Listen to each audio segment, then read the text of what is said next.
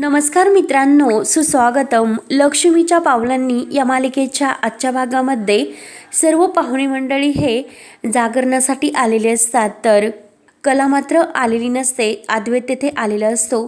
तर तेथील आलेल्या काही बायका म्हणत असतात की अद्वैत तर एकटा दिसतो, याची बायको कुठे आहे? आणि नवरीशिवाय नवरा, एक बहीण तर लग्न अगोदर पळली आणि दुसरी गोंधळानंतर पळायची, म्हणून त्या बायका खूप हसू लागतात. तर संगीता ही सर्व तेथे ऐकत असते आणि अद्वैतने सुद्धा ऐकल्यानंतर त्याला राग येत असतो, म्हणून त्या बायका हसू लागतात. तर संगीता विचार करते की माझी कला अजून का आली नसेल, काय करत असेल, काही ठीक तर असेल ना. तर अद्वैत लगेच आबांना म्हणतो की चला आता गोंधळाला सुरुवात करूयात. तर आबा म्हणतात की अद्वैत थांब रे, अजून तुझी बायको यायची. तेव्हा सरोज सुद्धा म्हणत असते की ही मुलगी कधी येणार, लोक केव्हाचे खोळंबलेत, वेळेची काही किंमत तिला कळतच नाही वाटतं. तर नैना इकडे आपल्या तोंडाला मास्क बांधून राहुलची वाट बघत असते. राहुल का दिसत नाही? सर्व फॅमिली मेंबर्स तर येथे आहेत, मग हा राहुल कुठे गेला असेल, म्हणून ती त्याला शोधत असते. तर इकडे आबा म्हणतात की थांब, मी कलाला घेऊन येतो. तर रजनी म्हणते की आबा थांबा, कारण नवऱ्या मुलीला तयार होण्यासाठी वेळ लागत असतो आणि कला तर नवीन नवरी आहे, त्यामुळे तयार होण्यासाठी वेळ तर लागेलच. तेवढ्यात कला ही तयार होऊन बाहेर येते. तर आबा खुश होऊन म्हणतात की खरंच आता चांदेकर कुटुंबाची नवी सून आली. तर कला खुश होते आणि आबा तिला अद्वैत शेजारी बसायला सांगतात. तर कला अद्वैत शेजारी बसते. तर काही बायका म्हणतात खरंच किती सुंदर दिसते आणि दागिने सुद्धा बघा, तिचे खरंच लक्ष्मीच दिसते आणि जोडा तर खरंच लक्ष्मीनारायण जोडासारखा दिसतो, म्हणून त्या बायका कलाचे तोंड भरून कौतुक करत असतात. तर सरोज आणि अद्वैत रागाने त्यांच्याकडे बघत असतात. तर संगीता सुद्धा कलाकडे बघून तिची दृष्ट काढत म्हणते की कला खरंच किती सुंदर नक्षत्रासारखी दिसतेस ग. जिथे जाते तिथे माझी कला ही चमकते आणि सुखी राहा मुली, तुझ्या या सुखासाठीच माझी धडपड असते. त्यानंतर जे वागे असतात तर ते नवऱ्या मुलीची आणि उपरण्याची गाठ बांधायला सांगतात. तर रजनी म्हणते की सरोज वहिनी, ही गाठ तर सासूनेच बांधायची असते. तेव्हा समोरील एक पाहुण्यातील बाई सुद्धा म्हणत असते की हो, मुलाच्या आईनेच ही उपरण्याची गाठ बांधायची असते. आणि दुसरी बाई म्हणते की ही गाठ म्हणजे आपल्या लाडक्या लेकाला सुनेच्या सुपूर्द करून सासूने अगदी निवांत व्हायचे आणि त्या सरोजला गाठ बांधण्यासाठी सांगतात. तेव्हा रजनी सुद्धा म्हणते की वहिनी बांधताना गाठ. तर श्रीकाकांना राग येतो आणि ते रजनीला हळूच आवाजात रागावून म्हणतात की मी तुला 1000 वेळेस सांगितले की शांत राहा. तर सरोज रागाने खाली बसते आणि उपरण्याची आणि पदराची गाठ बांधते. तर वाघे म्हणतात की आओ, गाठ ही मुक्याने बांधायची नसते. तर त्यातील एक पाहुण्यातील बाई म्हणत असते की सरोज वहिनी, आओ घ्या की उखाणा. रजनी सुद्धा ही म्हणायला लागते. तर श्रीकाका रजनीवर रागवतात आणि तिला शांत करतात.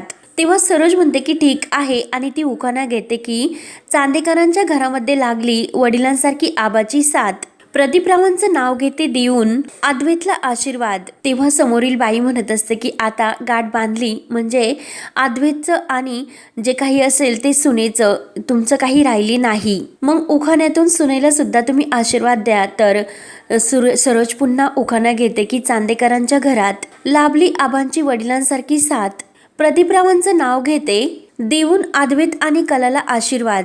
तेव्हा पूजेला सुरुवात होते. तर लगेच जे वागे असतात ते म्हणतात की आता जोडीने तुम्ही पूजा करा आणि तिने जोगवा मागण्यासाठी 5 घरं सुद्धा जायचे.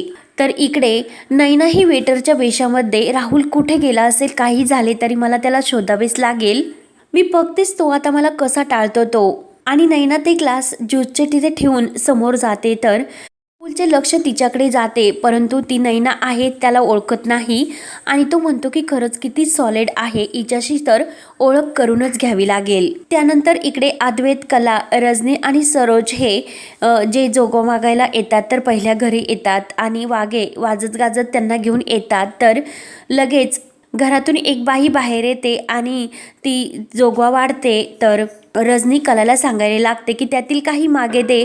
तर त्या सांगण्या अगोदरच कला आपल्यातील एक मूठ त्या बाईच्या ताटामध्ये टाकते रजनी ते बघून खुश होते. तर ती बाई म्हणते की खरंच रजनीताई, तुमच्या घरची सून खूप छान दिसते आणि घरी गेल्यानंतर तिची दृष्ट काढा. तर रजनी खुश होऊन हो बोलते.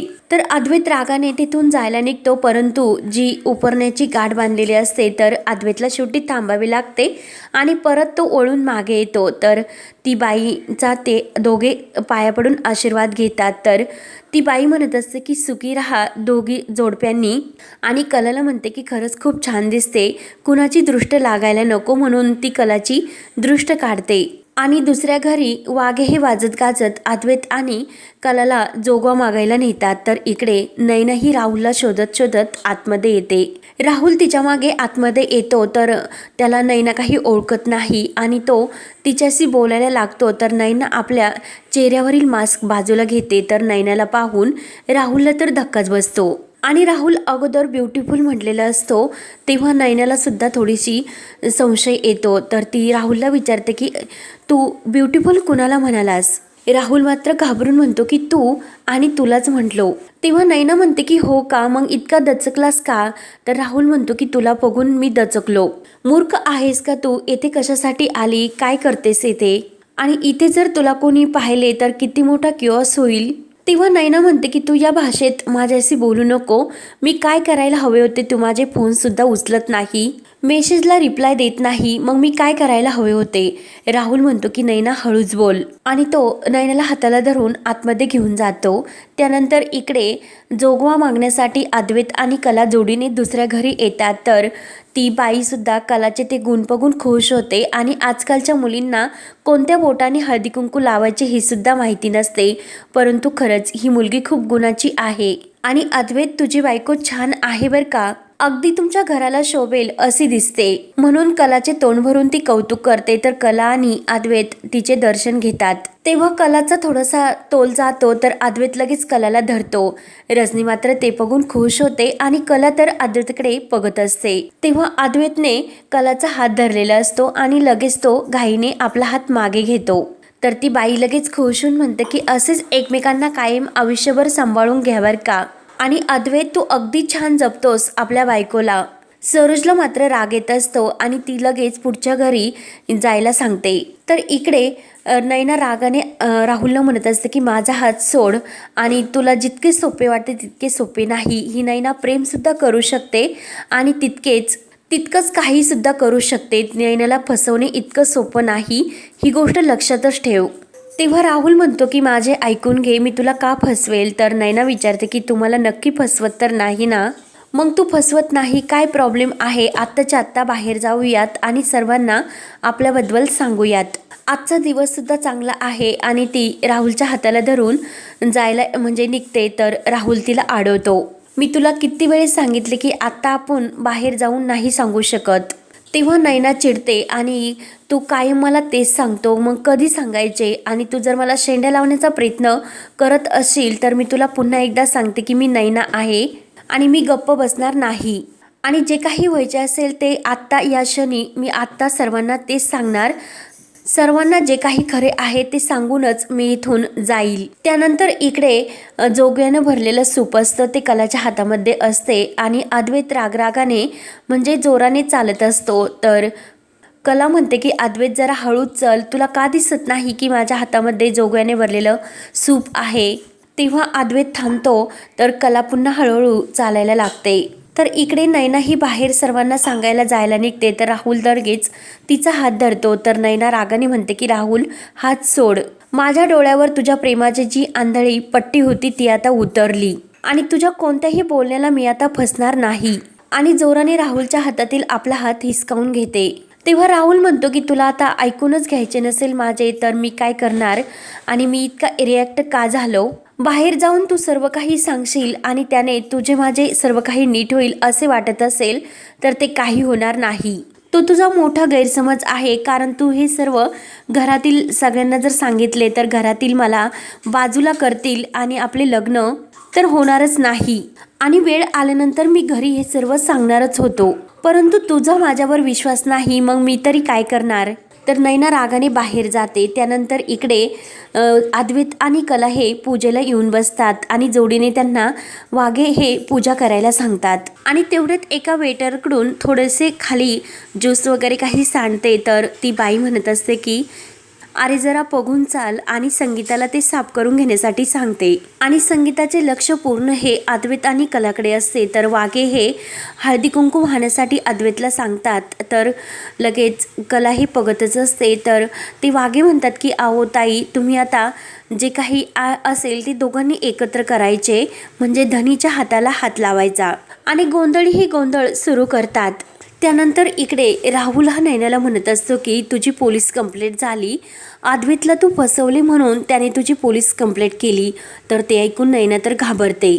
आणि हे सर्वजण तुला पोलिसांच्या ताब्यात देतील, मग तू जेलमध्ये गेल्यानंतर तुझी वाट लागेल, म्हणून तुला ही समजवण्यासाठी मी तुला शांत राहण्यासाठी सांगतोय. आणि पुन्हा नैनाच्या हातामध्ये घेऊन नैना, माझे तुझ्यावर प्रेम आहे म्हणूनच हे सर्व मी तुझ्यासाठी करतो.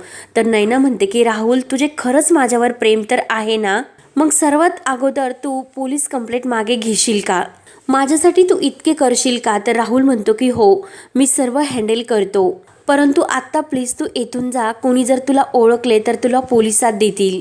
नैनाला पुन्हा राहुलचे बोलणे खरे वाटते आणि ती तेथून जाण्यासाठी तयार होते. तर इकडे काकडा हे सर्व काही पेटून झाल्यानंतर गोंधळी हे अद्वैत आणि कलाला एक फेरी मारण्यासाठी सांगतात.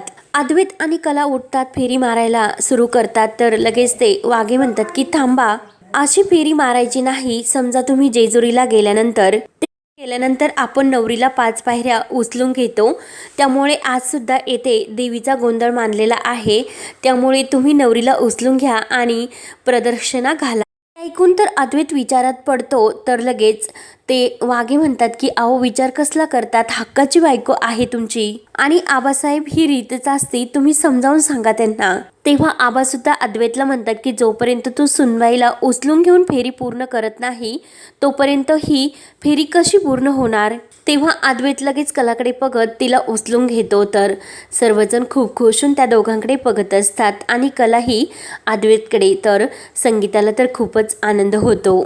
आणि तेवढ्यात वाघे ओरडतात की आई अंबाबाईचा. तर संगीता जोरात ओरडून जाते की उदय उदय. तेवढ्यात मात्र रोहिणीचे लक्ष संगीताकडे जाते आणि रोहिणी मात्र खुश होऊन म्हणते की तरीसुद्धा मी विचार करत होते, अजून गोंधळात गोंधळ घालण्यासाठी आले तर कोणी नाही. आणि रोहिणी संगीताकडे बघून खुश होते. तेव्हा आता रोहिणी ही सर्वांसमोर संगीताला घेऊन येणार का. तर हा भाग येथे संपतो. पुढील भागामध्ये कला आणि अद्वैत पुन्हा छान असे तयार होऊन येतात. तर लगेच जे पत्रकार असतात आणि फोटोग्राफर हे अद्वैतला म्हणतात की सर, आम्हाला तुमचे फोटो काढायचे. तर अद्वैत लगेच समोर येतो. तर तो फोटोग्राफर म्हणतो सर, तुमच्या जोडीने फोटो काढायचे. तेव्हा अद्वैत लगेच कलाला म्हणतो की माझ्या स्वेशनचा अंत बघू नको, माझ्याबरोबर फोटो काढायला चल. तर कला अद्वैतला म्हणते की तू जर मला नीट विचारले की कला चल माझ्याबरोबर फोटो काढायला, तर येईन मी. तर अद्वैत लगेच कलाला प्लीज माझ्याबरोबर फोटो काढायला चल असे पुन्हा म्हणतो. तर कला खुश होते आणि अद्वैतबरोबर ती छान असा फोटो काढते. तर अद्वैतसुद्धा तिच्या खांद्यावर हात ठेवून कलासोबत खुश होऊन असा मस्त फोटो काढतो. तेव्हा आता पुढे काय होणार हे पाहण्यासाठी चॅनलला नक्की सबस्क्राईब करत राहा. धन्यवाद.